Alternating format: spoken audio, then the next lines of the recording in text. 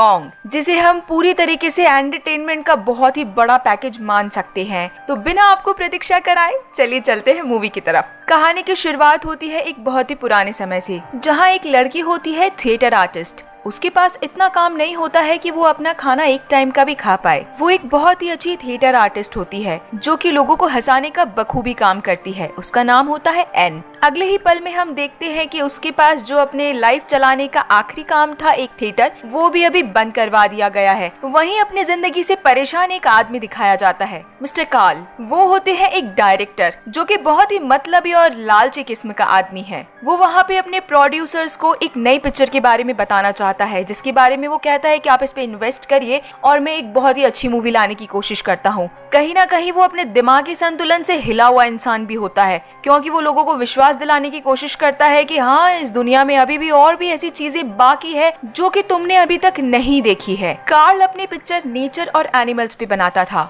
उसे अब एक नई जगह के बारे में पता चला होता है और उसी की फंडिंग के लिए वो अपने प्रोड्यूसर से बात करता है। सारे प्रोड्यूसर उसे कमरे में से बाहर निकालने के बाद सोचते हैं कि ये पूरी तरीके से अपना मानसिक संतुलन खो चुका है। अगर हमें अपने बाकी के पैसे बचाने हैं तो हमें इसके बनी हुई पिक्चर्स को सोल आउट कर देना चाहिए। ये बात कार्ल सुन लेता है और वहीं से अपनी रील्स उठा के भागने लगता है। उसे अपनी आधी बची हुई पिक्चर पूरी करनी होती है, जिसमें पूरी तरीके से कंटेंट नेचर और एनिमल्स का रहता है। उस कहानी को वो एक ऐसे आइलैंड पे शूट करने वाला होता है जिसके बारे में शायद ही अब तक किसी को पता होगा। उसके डूबते हुए करियर को देखते हुए हर कोई उसकी कहानी में काम करने के लिए मना कर देता है, यानी कि अब उसके पास में कोई भी हीरोइन नहीं बची होती है। वहीं एन भी अपने काम की तलाश में इधर उधर भटक रही होती है। तभी उसे एक दूसरे थिएटर का मालिक एक ऐसी जगह का पता देता है जहाँ उसे नहीं जाना चाहिए था। कार्ल भी अपने हीरोइन को ढूंढने वहीं चला जाता है। उसे अपनी हीरोइन तो नहीं मिलती है, लेकिन उसकी मुलाकात एन से होती है। वो एन को अपनी कहानी के बारे में समझाने की कोशिश करता है, साथ ही साथ उसे अपनी पिक्चर में काम करने के लिए भी ऑफर करता है। एन उसे सन की समझती है, लेकिन उसके पास दूसरा कोई ऑप्शन भी नहीं होता है और इसी कारण वो कार्ल के साथ उस मूवी में काम करने के लिए तैयार हो जाती है। कार्ल बस जल्दी से जल्दी सभी को शिप पे सवार होने के लिए कहता है और साथ ही साथ उसके कैप्टन को कहता है कि तुम्हें इसे चलाने के मैं $1000 दूंगा। कोई उसकी जल्दबाजी समझ नहीं पाता है। उसे अपनी कहानी के लिए एक राइटर की तलाश थी, साथ ही साथ एक इंटरेस्टिंग हीरो की भी। वहाँ हमारी मुलाकात होती है जैक से। जैक एक ऑथर होता है जो कि स्क्रीन प्ले और बुक्स लिखता है। वो जैक को भी अपने साथ इसी शिप में सवार कर लेता है और जल्द से जल्द उस बोट को वहाँ से रवाना करने के लिए तैयारी करता है, क्योंकि वहाँ पे उसके लिए पुलिस वारंट लेके पहुँच चुकी होती है। अगले सीन में एन मिलती है शिप के बाकी क्रू मेंबर से। कार्ल अब अपने पिक्चर की रिकॉर्डिंग के लिए नए नए सीन शूट करना स्टार्ट कर देता है। अभी तक वो सब लोग शिप पे ही होते हैं। अब इस समय कार्ल कैप्टन से बात करता है कि हाँ, हमें उसी आइलैंड पे जाना है जिसके बारे में अभी तक किसी को नहीं पता है। कैप्टन का शौक वाइल्ड एनिमल कैच करने का भी होता है, इसलिए कार्ल उसे ऑफर करता है कि तुम्हें भी उस आइलैंड पे चलना चाहिए, शायद तुम्हें भी वहाँ जाके मुनाफा ही हो। कुछ ही समय में शिप एक ऐसी जगह पे पहुंच जाती है जहां वो रास्ता अभी नहीं देख पा रहे होते हैं। वो सभी लोग रास्ता पता करने की कोशिश करते हैं, इसलिए वो तारों की मदद लेते हैं और हम देखते हैं कि उस जगह पे अब तारे दिखने भी बंद हो चुके हैं। शिप को संभालते हुए कैप्टन आगे बढ़ ही रहे होते हैं, तभी जोरों से चिल्लाने की आवाज आती है। चट्टान चट्टान, यानी कि आगे पीछे सामने की तरफ अब उन्हें चट्टानों का सामना करना पड़ रहा है। अब कैप्टन अपना रास्ता वहाँ से मोड़ने की सोचता है, लेकिन वो वहाँ से नहीं निकल पाता है और कहीं ना कहीं उसकी शिप भी डैमेज होने लगती है और तभी वो जाके टकराता है एक बड़ी सी चट्टान के सामने। उस चट्टान से टकराने के कारण वो शिप वहीं अटक जाती है। कार्ल कहीं ना कहीं यही चाहता था, क्योंकि कैप्टन ने पहले मना किया होता है कि हम उस आइलैंड पे नहीं जाएंगे, वहाँ जाना सिर्फ और सिर्फ खतरे को बुलाना है, लेकिन फाइनल उनको वहाँ जाना ही पड़ता है। वो सभी शिप को वहीं रोक के छोटी छोटी बोट तैयार करते हैं और उनमें वहाँ निकल जाते हैं। बोट पे सिर्फ और सिर्फ अभी कार्ल उसके क्रू मेंबर के साथ निकलता है। शिप के वहाँ अटकने के कारण कैप्टन अपने साथियों को वहाँ जाने के लिए मना कर देता है कि हम वहाँ नहीं जाएंगे और यहाँ से इसे निकालने की कोशिश करेंगे, लेकिन ये बात सुन के कार्ल वो बात बिल्कुल इग्नोर कर देता है और अपनी एक बोट तैयार करके अपने क्रू मेंबर के साथ में वहाँ से निकल पड़ता है। कैप्टन और उसके साथियों को मालूम होता है कि उस आइलैंड पे कुछ न कुछ ऐसी चीज है जो इंसानों को एक बार वहाँ जाने के बाद वापस लौटने नहीं देती है। कार्ल अपने कैमरे के साथ वहाँ पहुँच जाता है और वहाँ देखते ही देखते वहीं रहने वाले आदमखोर लोग जो कि बहुत ही गंदा मेकअप किए हुए होते हैं आप लोगों के सामने आ जाते हैं। जिनका मेकअप किया हुआ तो बहुत अच्छा होता है, लेकिन ये लोग मुझे बहुत हॉरर लगते हैं। और ये सभी लोग कार्ल के क्रू पे अटैक कर देते हैं, दूसरे मेंबर्स को पकड़ लेते हैं। क्रू मेंबर्स को सोचने का टाइम ही नहीं मिलता है और उन्हें दिखता है कि उनके एक साथी के पेट में भाला लग चुका है और दूसरे की गर्दन ये लोग उड़ा चुके हैं। कार्ल के सभी मेंबर्स को उन आदिवासियों ने पकड़ लिया होता है और उन्हें मारने ही वाला होता है कि कैप्टन ले आता है अपनी सारी फौज को। वहाँ पे गन फायरिंग होती है और सभी कबीले वाले वहाँ से भाग जाते हैं। सभी अपनी जान बचा के पहुंच जाते हैं वापस शिप पे। लेकिन कहानी तो अभी शुरू ही हुई थी। वो अपने साथ उठा ले आते हैं एन को। ये सारी आदिवासी लोग भी वही बलि प्रथा को फॉलो करते हैं और ये अपने आइलैंड पे अपनी रक्षा करने वाले कॉन्ग को इसकी बलि देने वाले होते हैं और उसे रेडी कर देते हैं कॉन्ग का निवाला बनने के लिए। और कुछ ही देर में शिप पे रहे लोगों को भी ये बात का मालूम चल जाता है कि एन यहाँ से गायब है। सभी वापस आइलैंड पे जाते हैं एन को लेने के लिए। वहाँ आइलैंड पहुँचने से पहले काफी देर हो गई थी और वहाँ पे एक बहुत बड़ी भयानक आंखों के साथ में एंट्री लिए कॉन्ग आता है और कॉन्ग अपने साथ एन को ले जाता है। जैक के कहने पे सभी एन को ढूंढने के लिए उसके साथ निकल पड़ते हैं। सभी चलते चलते थकने के कारण एक जगह वेट करते हैं, लेकिन कार्ल अपने कैमरे के साथ लिए कहीं नहीं रुकता था। उसे जहाँ कोई अच्छा नजारा मिलता था वहीं वो शूटिंग स्टार्ट कर देता था।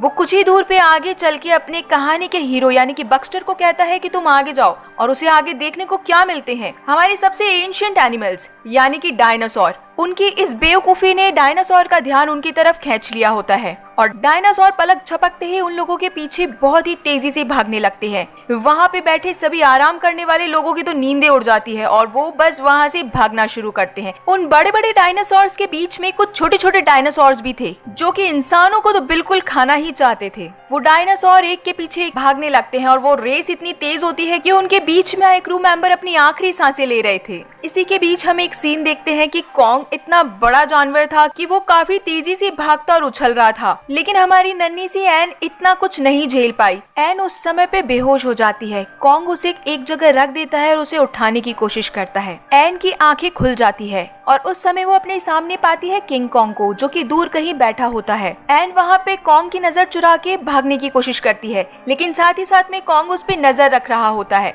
एन उसकी आंखों से बच के वहाँ से निकल भागती है। कॉन्ग को इस बात पे बड़ा ही गुस्सा आता है और वो उसे पकड़ ही लेता है। इस टाइम पे एन समझ जाती है कि अगर कॉन्ग को मुझे हार्म करना ही होता तो अब तक कब का मुझे खा चुका होता, लेकिन उसने अभी तक ऐसा नहीं किया है। और वहीं पे वो सोचती है कि कॉन्ग इतना भी बुरा नहीं है, शायद मैं उसके सामने कोई प्ले करूं तो वो मुझे छोड़ दे। और यहाँ पे वो अपने थिएटर के स्किल्स दिखाती है। ये कहानी का बहुत ही अच्छा सीन होता है जहाँ पे वो कॉन्ग के सामने अलग अलग तरीके की एक्टिंग करती है, उसे हंसाने की, जगलिंग की। कॉन्ग ये सब देख के बहुत ही खुश होता है और हंसने लगता है, मानो एक इतने बड़े जानवर को एक छोटे से इंसान ने अपने ही अकॉर्डिंग बांध लिया होता है। कॉन्ग इतना खुश हो जाता है कि जैसे एक चाबी भरा गुड्डा बस चलता ही रहे। कहीं ना कहीं एन ये प्ले करके थक जाती है और कॉन्ग को मना कर देती है कि नहीं, मैं अब और नहीं नाचूंगी। कॉन्ग एक छोटे बच्चे की तरह रोड के साइड में बैठ जाता है। वहीं दूसरी तरफ जैक की पूरी टीम एन को ढूंढने में अपना पूरा समय निकाल रही होती है। एक समय ऐसा आता है कि उनके सामने ही किंग कॉन्ग खड़ा होता है और वो सभी उस पे फायरिंग कर देते हैं। उस फायरिंग के कारण किंग कॉन्ग को इतना गुस्सा आता है कि वो उसके सामने रखे पेड़ पे जिससे वो सभी क्रू मेंबर आए होते हैं उसे पलट देता है। मौका देख के एन वहाँ से भाग निकलती है। एन वहाँ पे पहुँच जाती है डायनासोर्स के बीच में। एक के बाद एक डायनासोर उसको पकड़ने के लिए इधर उधर बस भाग ही रहे होते हैं। एन एक पहाड़ी से लटक के गिरने ही वाली होती है और वहाँ पे पहुँच जाता है कॉन्ग उसे बचाने के लिए। अब हमारे सामने एक नहीं, दो नहीं, बल्कि तीन डायनासोर के साथ में कॉन्ग अकेला फाइट कर रहा होता है। कहानी का ये सबसे थ्रिलर मोमेंट होता है जब वो सभी गिर पड़ते हैं एक बड़ी सी खाई के बीच में, जहाँ पे बहुत सारी टहनियां एक के बाद एक लटकी हुई मिलती है और वो खुद एक टहनी से लटक के बच जाती है और उसके आमने सामने उसे मिलते हैं डायनासोर्स। कॉन्ग डायनासोर्स को मारने की कोशिश करता है। वो डायनासोर्स इतने ढीठ थे कि मरते टाइम भी उन्हें एन चाहिए थी और वो एन की तरफ जैसे ही लपकते हैं सभी के सभी एक साथ नीचे गिर जाते हैं। और अब हम देखते हैं एक खुले मैदान में डायनासोर, एन और किंग कॉन्ग को। एन पीछे छुप जाती है किंग कॉन्ग के और वहाँ फाइट होती है खुले मैदान में किंग कॉन्ग और डायनासोर की। किंग कॉन्ग अब अपने फुल पावर के साथ में उस डायनासोर को पकड़ता है, गिराता है और उसका मुंह पकड़ के खोल देता है पूरा का पूरा, और आखिर में जाते जाते उसके जबड़े के साथ में खेलना भी शुरू कर देता है और चेक करता है कि कहीं ये डायनासोर अभी भी जिंदा तो नहीं है। एन को लगता है कि वो इस डायनासोर से बच के जा भी सकता था, लेकिन नहीं, वो मेरे लिए रुका और मुझे उसने बचाने की पूरी कोशिश की। साथ ही साथ उसे अब ये भी पता चल जाता है कि वो किंग कॉन्ग उससे गुस्सा भी है अभी तक। जैक और उसके कुछ साथी जो कि मरे नहीं थे और अभी भी जिंदा थे, सभी वहाँ से निकलने की कोशिश कर ही रहे होते हैं कि वहाँ पे बेनाम बदसूरत जानवर फिर से निकल पड़ते हैं। कुछ उड़ने वाले कीड़े, कुछ पानी वाले कीड़े जो कि इन इंसानों को खाना चाहते हैं। जिमी एक छोटा लड़का जिसे गन चलानी नहीं आती थी, फिर भी वो करेज करके वहाँ बैग में से रखी गन निकालता है और जैक को बचाने की कोशिश करता है, क्योंकि आखिर में अब वो 2 ही जने बचे होते हैं। वहाँ पे वो पानी वाले कीड़े बचे हुए लोगों को निगल जाते हैं। देखते ही देखते उनके ऊपर काफी जानवर एक साथ हावी हो जाते हैं और साथ ही साथ पीछे जो बचे कैप्टन और उनके क्रू मेंबर्स हैं, वो सभी इन लोगों की हेल्प करने के लिए पहुंच जाते हैं। कैप्टन इस समय भी जैक और बाकी के लोगों को वार्निंग देते हैं कि अभी भी यहाँ से निकल पड़ो, एन अब जिंदा नहीं बची होगी। जैक उनकी बात नहीं मानता है और वहाँ से दूसरी तरफ चला जाता है।